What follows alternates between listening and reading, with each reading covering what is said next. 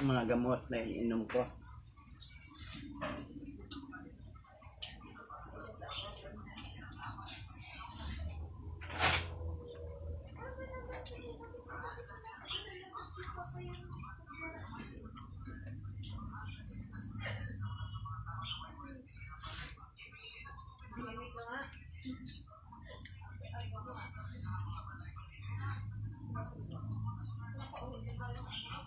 Itong sa likod ko guys, ito yung mga ginagawa namin. May strap ng mga bra.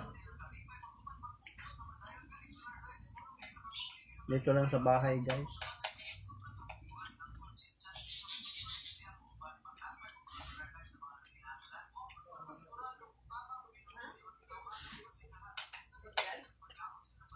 Kaya medyo makalat dito bagay sa namin. Puro kalat yan.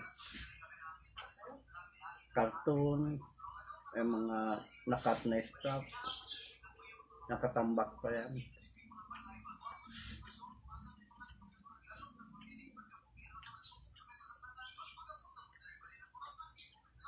Kaya